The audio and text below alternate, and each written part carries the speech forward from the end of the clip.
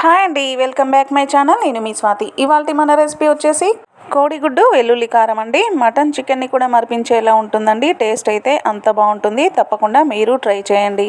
ముందుగా వెల్లుల్లి కారం తయారు చేసుకుందామండి. ఒక చిన్న రోల్ తీసుకొని ఒక 10 వెల్లుల్లి రెబ్బలు, 1 స్పూన్ జీలకర్ర, 2 స్పూన్ల వరకు కారం, 1.5 స్పూన్ ఉప్పు వేసుకొని కొంచెం పొడి పొడిగా దంచుకోండి. మీరు కావాలంటే మిక్సీ అయినా పట్టుకోవచ్చండి, ఎలా చేసుకున్నా పర్వాలేదు. దంచుకున్న వెల్లుల్లి కారాన్ని ఒక గిన్నెలోకి తీసి పక్కన పెట్టుకోండి. ఆ తర్వాత స్టవ్ ఆన్ చేసుకొని ఒక గిన్నె పెట్టుకొని ఆయిల్ వేసి వేడి చేసుకోండి.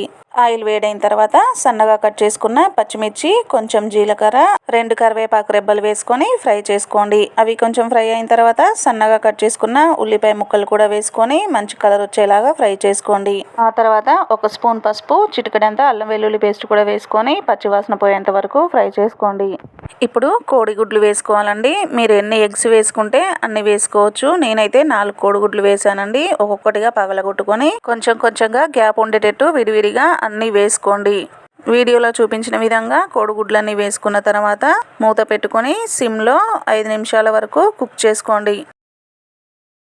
5 నిమిషాల తర్వాత మూత తీసుకొని ఒక్కొక్కటిగా రెండో వైపుకు తిప్పుకొని రెండో వైపు కూడా మంచి కలర్ వచ్చేలాగా ఒక 5 నిమిషాలు మూత పెట్టుకొని ఫ్రై చేసుకోండి.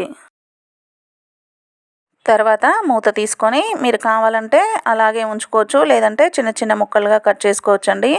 నేనైతే చిన్న చిన్న ముక్కలుగా కట్ చేశాను మొత్తం. మీకు ఎలా నచ్చితే అలా చేసుకోవచ్చు. మొత్తం ముక్కలుగా కట్ చేసిన తర్వాత ఒకసారి మొత్తం కలుపుకొని ముందుగా మనం ప్రిపేర్ చేసుకున్న వెల్లుల్లి కారం ఉంది కదండి, అది మొత్తంగా వేసుకొని ఒకసారి కలుపుకోవాలి.